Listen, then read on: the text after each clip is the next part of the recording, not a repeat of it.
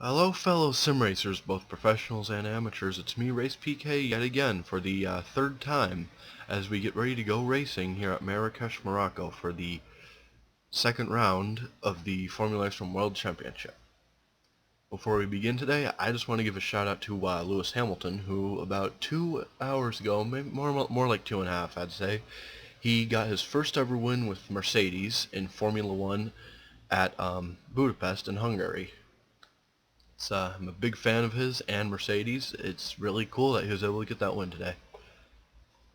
Alright, before we start racing today here in Morocco, I just want to go through the field.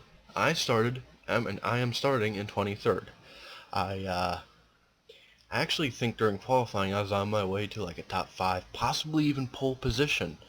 The reason why that's amazing here is because I'm using weight penalties in this series, and I am currently the second heaviest car on the grid, and I'm doing this with one-stop tires only pit stop strategy.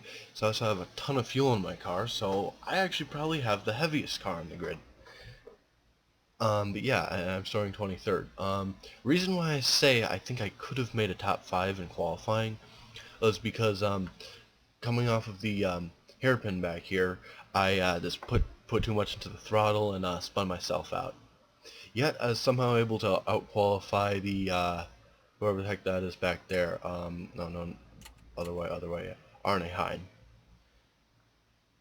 Yeah, I don't know how I did that, just spinning, but and still being able to qualify 23rd. But yeah, okay. Now wrong way again. All right, now on the grid, one position ahead of me in 21st, Daniel Kranzush. Um, not much to not much to watch here today, folks. He's kind of he's the heaviest car on the grid, and of course, since he's a computer player, yeah, not a whole lot. Here is Ron McTavish. He qualified pole for today's race. Um, yeah, that's like nearly anybody of significance to watch today.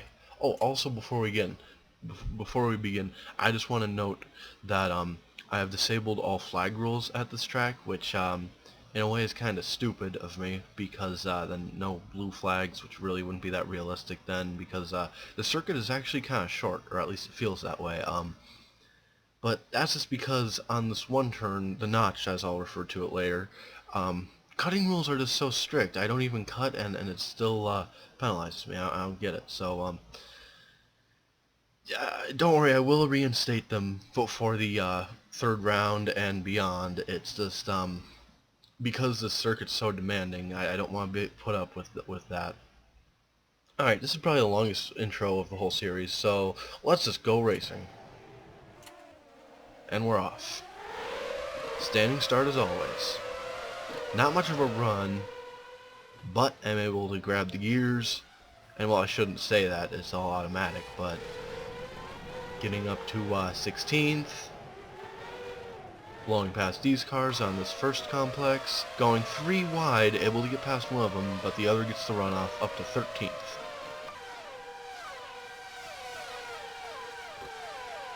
Down this straight, I'm not sure what I'm going to call it.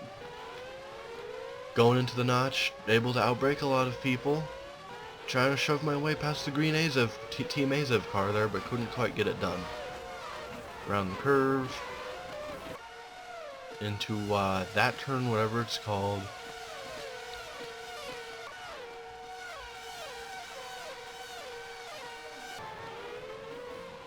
Following him into the first chicane. Don't want to overtake there. Made a little bit of contact, but you don't want to overtake there because it's so incredibly narrow. You can't go through that too wide. This incredibly fast chicane. As you can see, I went through that in 4th gear. Alright, and as we enter the hairpin, I'm able to outbrake and get all the way up to 8th position, dropping it down to 1st gear. Yes, I manually do that. The automatic shifter won't do that for me, so I have to go down to 1st myself. Into the first complex. It will snake my way past that car, whoever that is.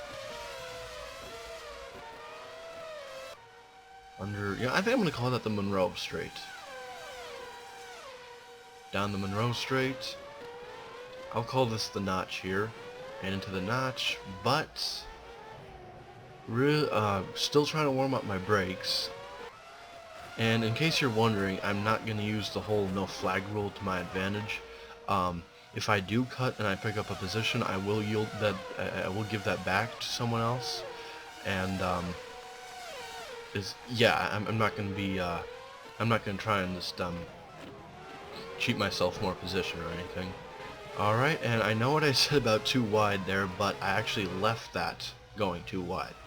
You do not want to enter those. 5th gear in that one. That is an incredibly fast chicane.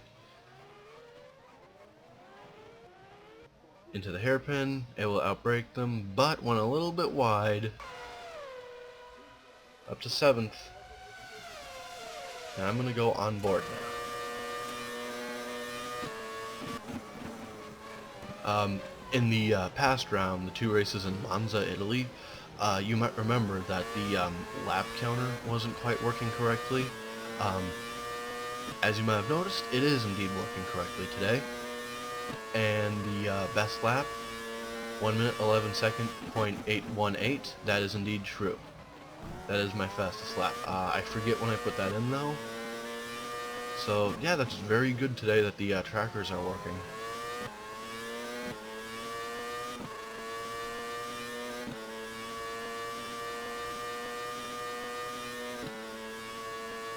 So really not a whole lot happening here. Just trying to catch up with these cars. This track is very demanding.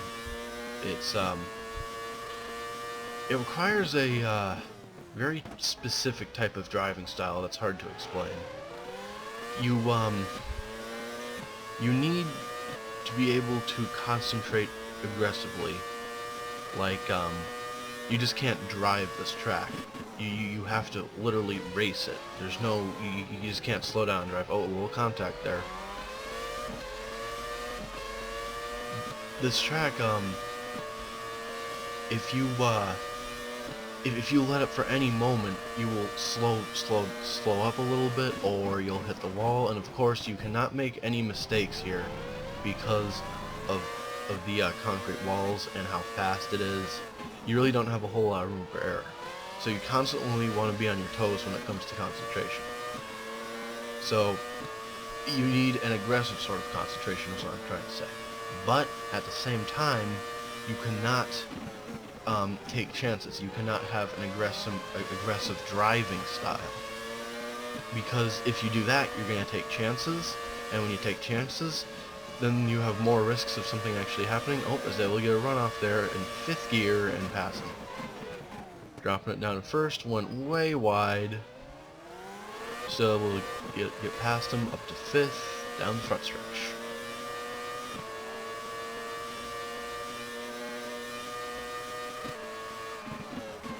For the first complex.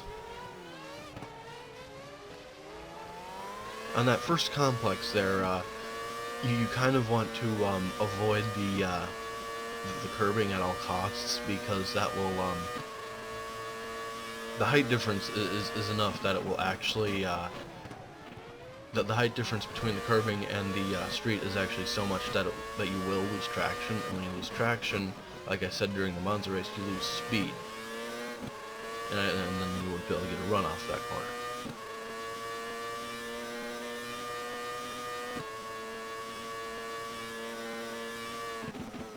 Into the first chicane.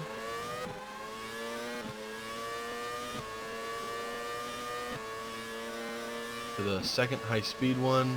Threw it in 5th gear. It will get a runoff and trying to outbrake him. Able to get around for the position up to 4th.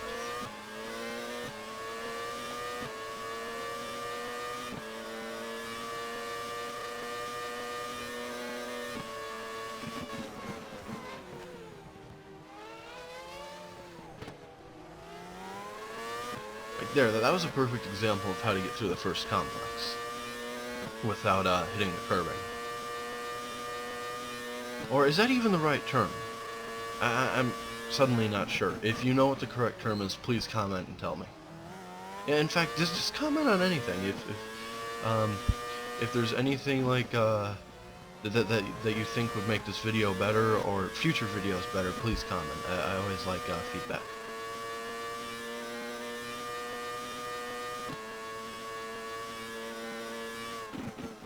To the first chicane, trying to catch up with that car up there.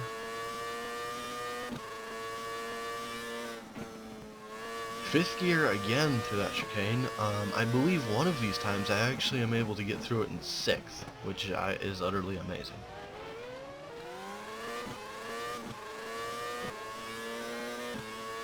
Just finishing lap 6, and wow, that was my fastest lap. Lap 6, there, yep. Last lap, that was my fastest lap.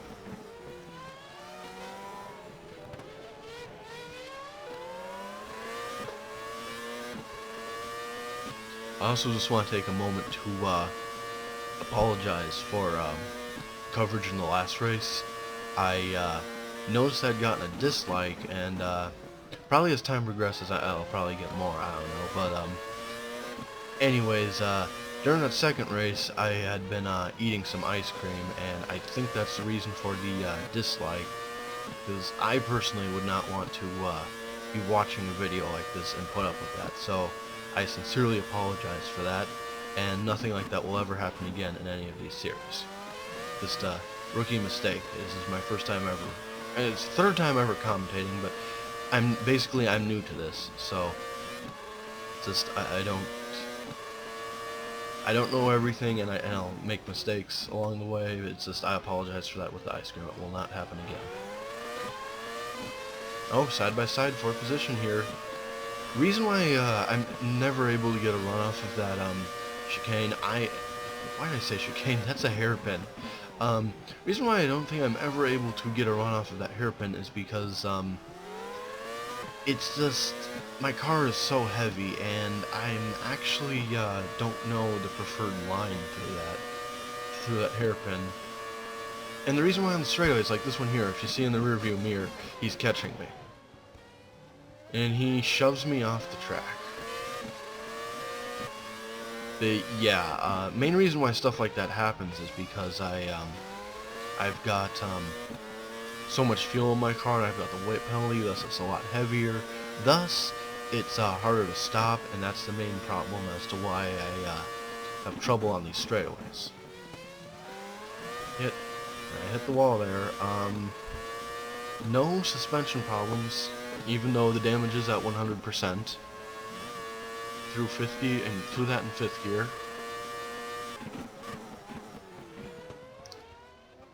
Make a little contact, get sideways a bit. I think I was just trying to dive bomb that there and just get past and not really caring a whole lot about anything. As you can see, it's all really spread out now. This track's really, it's actually pretty long. I think it's about 4.6 kilometers. I might be wrong about that.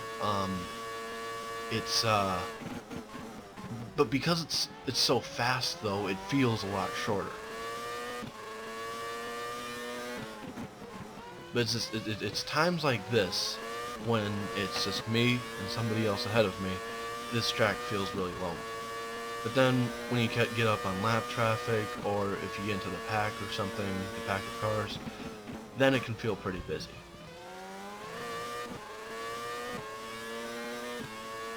Alright, working lap 9 of 22. I believe I come in on lap 12 for a pit stop. And I'm trying to do, what I want to do in this race is a 4-tire pit stop with no fuel. Reason why I don't want any fuel is because that just takes longer, and I figure if I can just get 4 tires, then I'll be away quicker and I'll have more grip.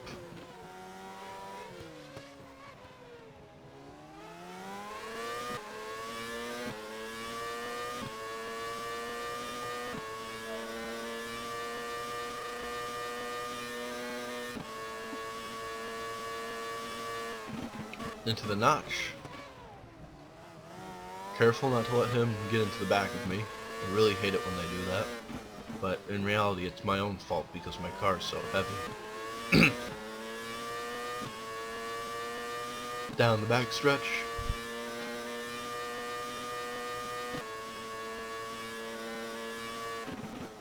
Into the first chicane here.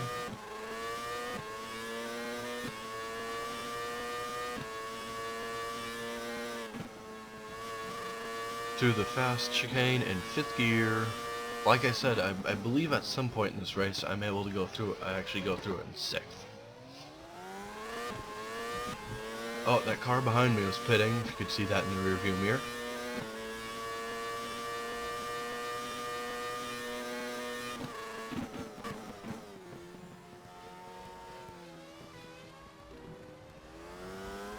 That was not, I did get a good run off of that, complex back there, but I shouldn't have gotten on the curb like that. That's not really the preferred method I've found. Because at the speed that you're traveling, or the speed that it's traveling at there, you really don't want to be hitting the curb going that fast. But it's a different story when I go through the notch, because it's so slow through there. And these chicanes, you'll see that I use, okay. Yep. And in case you are wondering, indeed my suspension did have problems. It got all busted up there.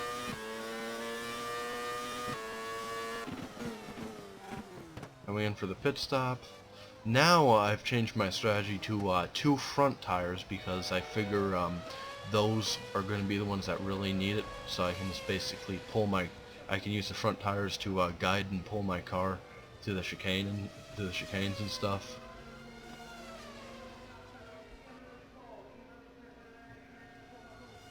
And yes, so 2 front tires and the suspension. That's all that's being serviced on this pit stop. And that was the leader, I believe, Ron McTavish. I'm falling all the way back to 12th because of this lengthy pit stop. Now 13th.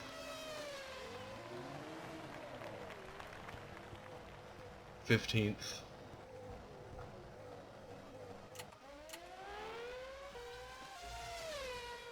16th.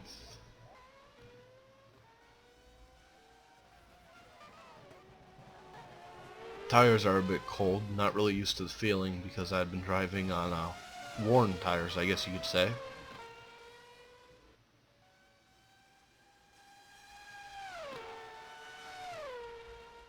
Under the Monroe sign, through the notch.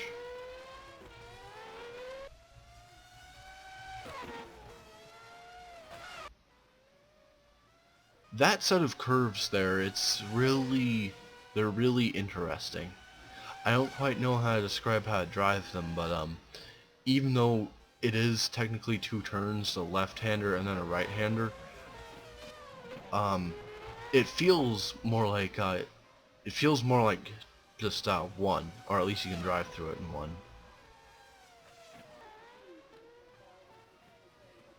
Down to first.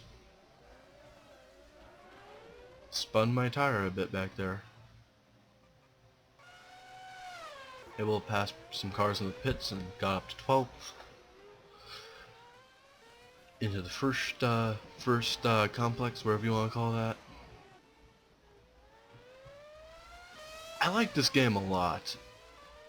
I really do, and Simbin, I like the Simbin group a lot. It's just, what they did at this track, what they did for this track, I just don't like that much. You see those those sets of tires and the tires at the chicane? There, those tires too. Even though they look like tires, those are 3-dimensionally solid objects. They're not just gonna blow out of the way. They're like a concrete wall, basically. That's one thing I really don't like about this track. I don't really get why Simbin did that, even. And come to think of it, just any tires in this game are like that. It's like, I don't get it. But, if I'm gonna be getting into the wall, then how if I get into the wall, then how would I be able to win races? So then there's that way of looking at it too.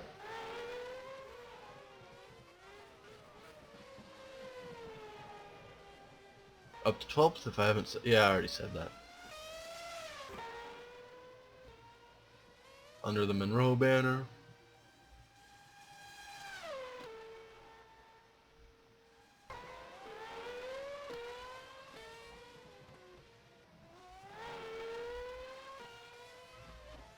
Around the curve. Got a little too much throttle in it going through that set of turns. Driving this track is, I guess you could compare driving this track to balancing a needle on a needle. Because like I was saying before, your concentration needs to be aggressive, but your driving style doesn't. It's very hard to maintain a consistent driving style here. And I'm able to do it, it's just very difficult though.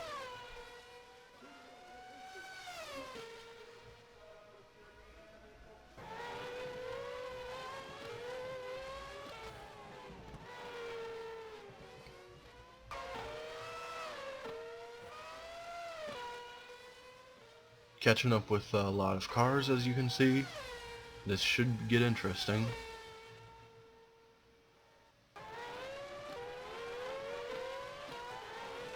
Or then again, I actually think those cars have not pitted yet.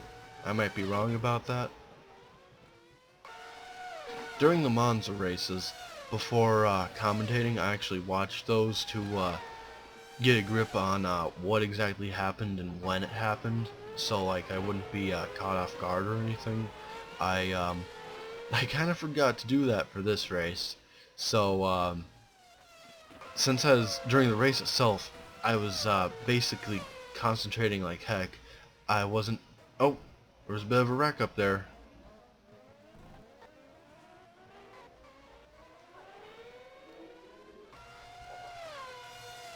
There, you can see behind that there, one of the cars had broken its splitter, entering on pit road there. Trying to get around him, and I do it. Wow, I never noticed that before. He's basically right on me.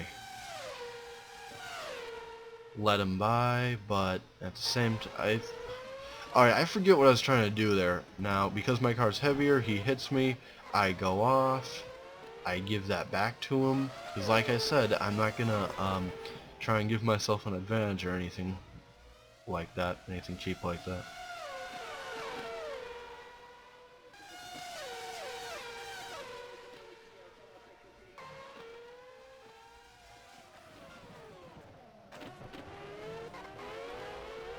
Made a little contact. Nothing significant though. That car might have the same sponsor and same coloring, but that's not my teammate. First gear, it will get past him and block him. What? Did you see that back there? There's just a splitter sitting on the exit of that hairpin. I don't get what that was doing there. Yes, somebody wrecked, and yeah.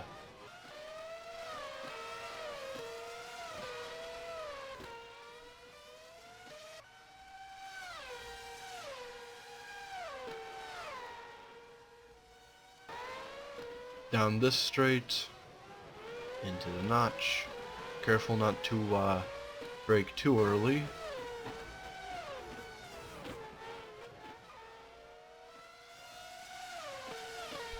Alright, and I'm going to go on board again. We have not tried this camera yet. I was actually watching a few replays of my hot laps in this car using this shot, and I really like this shot a lot. It's basically like it feels like it's glued to the car, so that the camera feels all the bumps that the car does. and I just love the angle too, because it's kind of a first-person view, kind of not, and at the same time you get the you're able to see a lot more than you do on the cockpit view. I think I'm going to start using this camera in place of the cockpit view. If that's if you don't like that, please comment and tell me what you think of that. Alright, now I forget here, so I'm going to check this here, but yeah, okay, these two cars ahead that you see are indeed for position.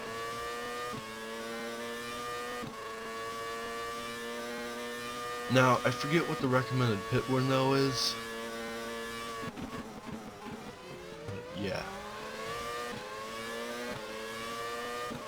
Since my rear tires are all chewed up, I don't quite have the same grip as I did before. Able to get past one of them, make a little contact, able to save it from getting into the wall. My rear tires are all chewed up, so I'm not quite as nimble as I was before. Thus, I don't want to take as many crazy chances as I did at the start of the race. Trying to get past him, but can't quite do it. He's faster.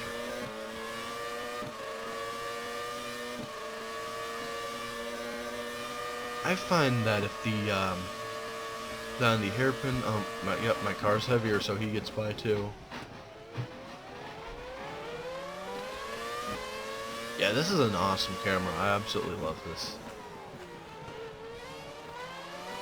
I will use this a lot more often, but if maybe even to entirely replace the in-car cockpit view.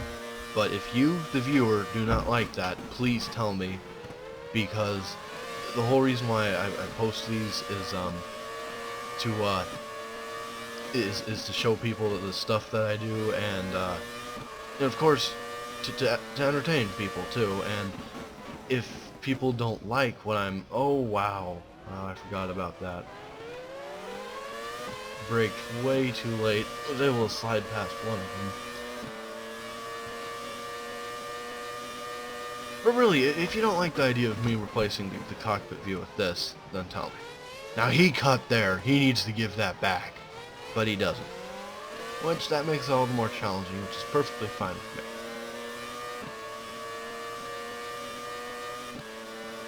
So, I'll check this here, but I believe that orange car that you see ahead of him is indeed for... oh dang, wow. Okay, I was wrong. I thought that car up there was wrong, Tavish. No, that's Daniel Kranzush. That's right, he's a lap down. And I'm about to lap him, and I'm actually only the second heaviest car, and he's the heaviest. That's something right there.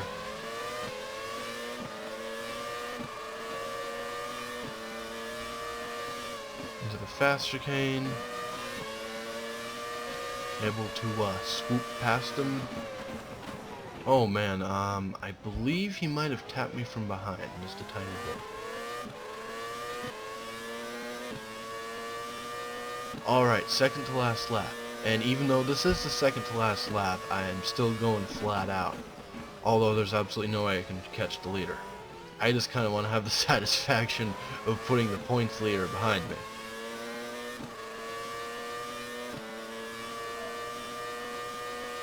Even though it's just a computer player and not a real person, I just think that would be I just think it'd be kind of funny, seeing that basically we both of our cars are about the same weight.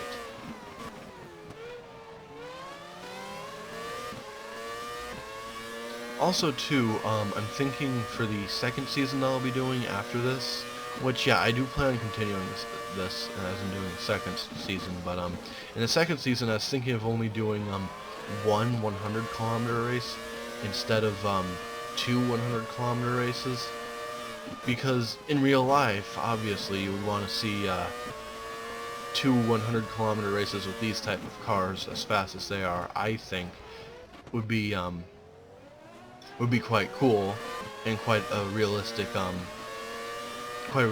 race distance. It's just it just kind of seems a bit excessive for a YouTube series. Because basically each event is 200 kilometers. And because really, in real life, you wouldn't want to go and see a 100 kilometer Formula 1 event. Especially with how much they charge for tickets in F1. That would not be worth it at all. Out working the last lap here, trying to get past him. So yeah, please tell me what you think about that too. Next season, I'm thinking of doing only one single 100 kilometer race for each event, having a standing start and still using weight penalties. Please tell me what you think of that. Or maybe another thing I might consider is majorly reducing the number of races to something like 6 and still doing this format where it's 100 kilometers for each event. I'm pretty much happy with either one. I think both are cool. Tell me what you think though. Alright, last lap, last turn. Going in for the overtake. And I'm able to lap him on the last turn of the last lap. Not as cool as victory, but I still feel pretty good about myself. And that's it. Please subscribe, comment, and watch the second race. Good day.